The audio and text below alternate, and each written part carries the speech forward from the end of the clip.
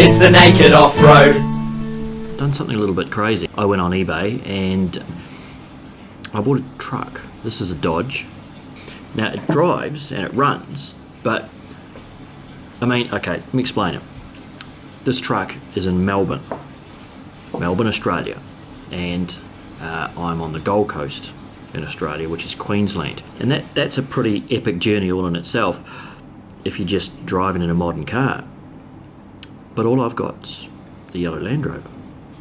I think this is going to be the biggest test that anyone would be doing, anyone worldwide would be doing in a 2.25 four-cylinder Land Rover today. The truck and the trailer is going to weigh 2.5 times, maybe more, than what the Land Rover weighs. Now, it's all legal. The trailer's legal and the Land Rover's legally set up to tow it, but it doesn't mean it's going to tow it fast, and it doesn't mean it's going to tow it well. I'm going with my son Jack, who is keen to do the trip. He's looking forward to the challenge. All right, behind me you can see that there's Charlie. No front wheels, for obvious reasons. This is what I'm doing. Today, new linings. The problem is, these are crap bloody Chinese shit linings. All been machined, so they all fit nice. These are going to go on. The other side's got a bit of a leaking wheel cylinder, so we'll do that, even though the cylinders are only like 6 freaking months old.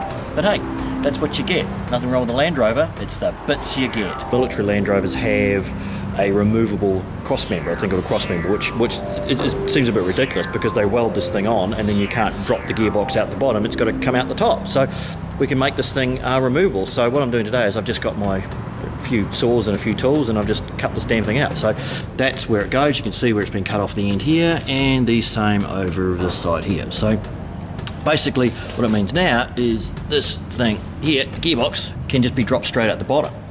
Today is Saturday and I'm going on Tuesday morning. What I've done is I put a couple little things in here called crush tubes. So that's the original mount on the chassis. A couple of little plates on the side here. Now the whole cross member just drops out. Just been going absolutely crazy because it just feels like there's so many things that I've just forgotten, and I keep thinking I'm forgetting things I'm forgotten, which is a complete oxymoron. But this is how my head's going at the moment. It's like tomorrow I take off on this epic journey, which is 4,000 Ks. It's the naked off-road. Well, here we go. This is the start of this epic journey. First on the list, once we get to 4th gear, coffee.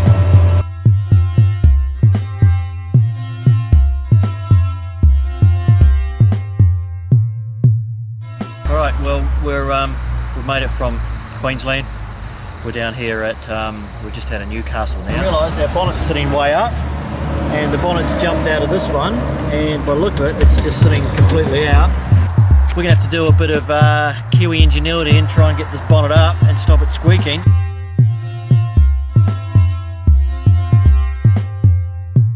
It's early, it's like 6 something. We've been up since, I don't know, we woke so many times during the night and it's just ridiculous. Like when you look here, I'll show you, did a bit of a pan around and you can see that we're right next to the motorway. And over my shoulder, there's someone actually sleeping right there beside the motorway on the freaking ground. I don't believe this. This is so crazy. The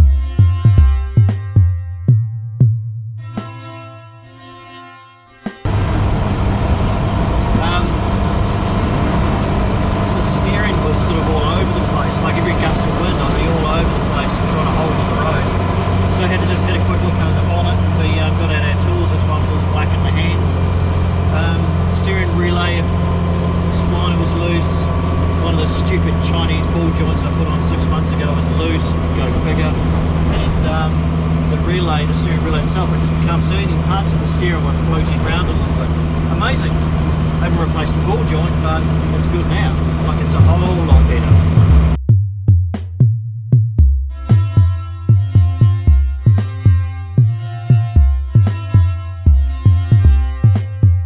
Well, I'm not usually a hoodie type of person, but I've got this off Jack because honestly it is just yeah, as I'm wandering around here, but we've got the cycle packed up, so the trailer's gone. What do you want the window open for? Are you serious?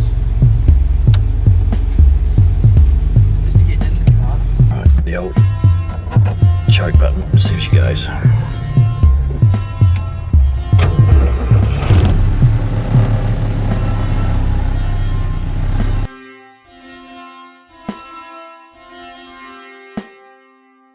Here we go, we're 2 minutes away from this old Dodge. 1,757 kilometres we've done to get down here, to get to this point, to get where we are. And there she sits right there. There is our Dodge. This is what this trip has all been about. It's the naked off-road. Oh, yeah, that feels like 1,700 k's.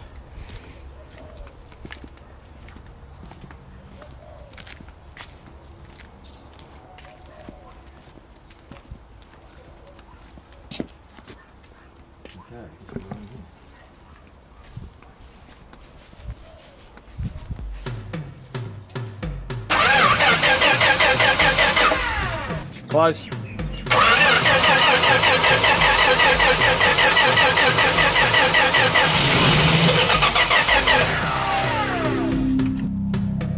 Smells right. It's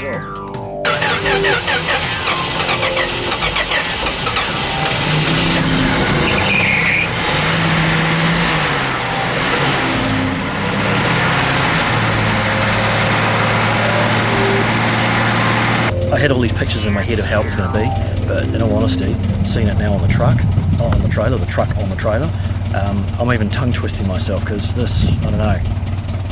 I mean, look at Charlie, he's sitting there on this angle and the trailer sort of, but right, well, let's get moving anyway. We've broken the spring mount off the trailer, so I'm lucky I saw it, but this is what it looks like, right? Now, this here is the good one. You can see the springs mounted there. That's broken right off the trailer. That holds the mount on. Right, we're going to find a mobile welder. Alright, so DC welder. This is the one. That's it? Alright, This is the machine. So we're going to grab this, see if we can fix our trailer up with this thing. Good stuff as well. Let's get down to this trailer and repair this damn thing. Alright, Jack, in the car, mate.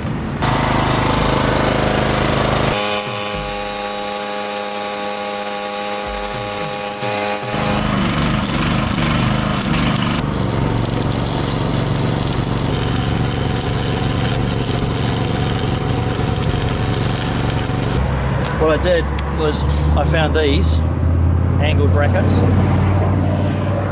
They came from Hardware Store, Bunnings, just down the road, 20k down the road. It's galv, 5mm thick, bit of steel. Bought 3 of those, so I got 1 spare, of course. And that's the result. You can see that there's a top of it sitting over here. I just welded the crap out of it. So basically it's all welded, so I've got string from the chassis going right down this member here. So if it flexes or wants to move, this is going to put some weight on it. I put this across here just to give it a bit of extra strength because I'm worried about the chassis moving or folding in while it's got a bit of weight on it. So we are done. So we'll get this damn welder back and get back on the road. It's the naked off-road. Driver or something. Holy shit. Something bad's going on. Yeah.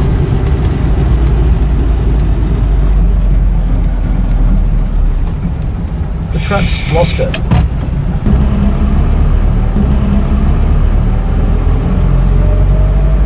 Has he lost his brakes or something?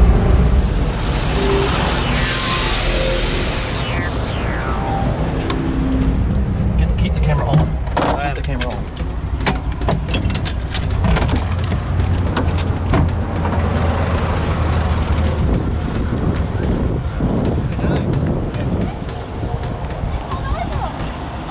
Why'd you carry on? I didn't even know she was there. Flipped the back of me, came on like this, he hit me like this, and then I swung like that. And then he just kept driving, and I'm like, what is he doing? And then I kept thinking, I was going to flip. I drove truck for a long time.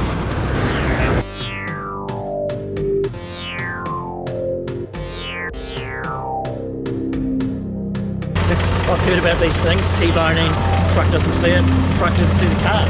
That is the most mental thing I've ever seen in my life. I thought the guy had a heart attack or whatever, I don't know what was going on.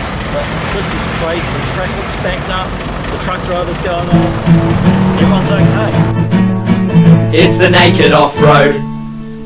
Driving up the Hume Highway, and Glenrowan is the site of Ned Kelly's last stand. A couple of statues or sort of lampposts really in the ground, and that's a couple of where some of the policemen stood, so they're right back there. So since there you can see it says the Glenrowan Inn.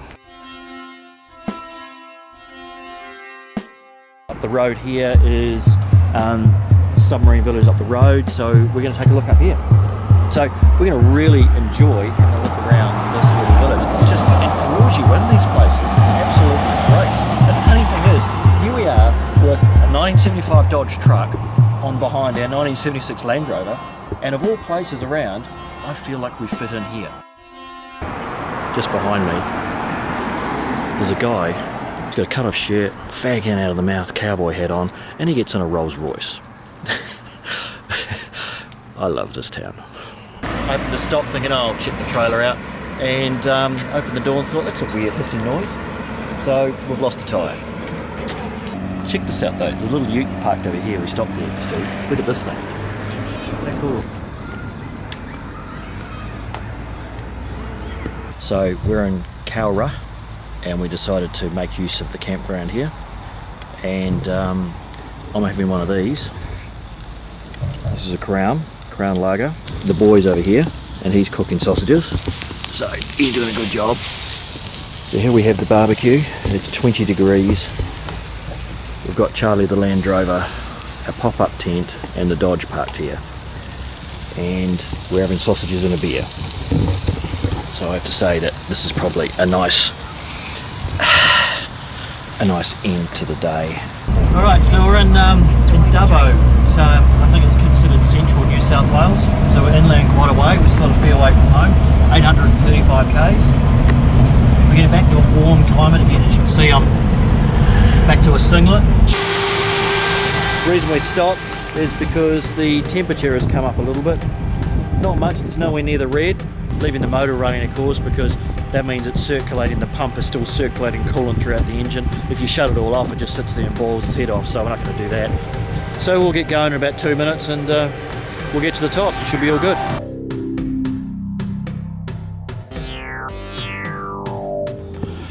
Okay, today's a very special day. It's the last day of our trip. Boy's sleeping in the tent just over here. Alright. So he's in there, so I'm gonna go and wake him up, because today he is 16 on the trip.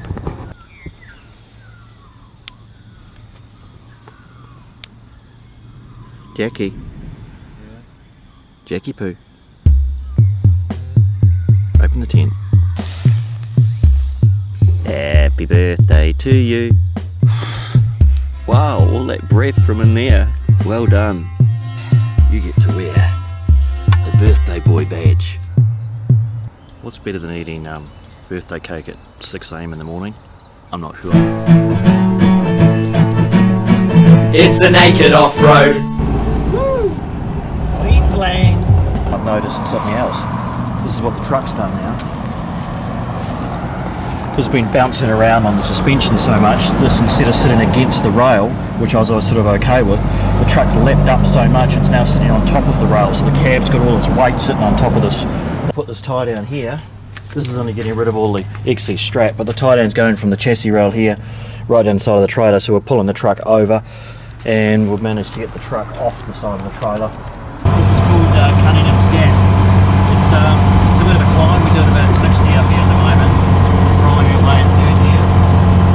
Right, so we're in second gear, and the trick is to, which I'm about to do now, stomp on the pedal, bring it down quick, foot off the brake.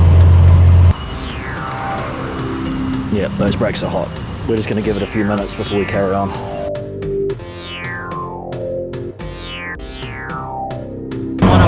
I can't put it in high range when it's still moving, and I've had to keep it moving forward and hit low range before it started rolling backwards, because it's got forward leaning brake drums, which means basically the brakes don't work as well in reverse. Oh, this is the on-ramp for the M1. We're about 20 kilometres from home. It's done 1,800 kilometres with a 1-ton load behind it. It wasn't even empty with the trailer. Then we loaded it to its absolute maximum. This is a 2.3 or 2.25 litre 4-cylinder Land Rover. We've rebuilt parts of it, but the body, the engine, everything about the driveline is all 40 years old. And we have put it through some of the harshest environments in this country. It's the naked off-road.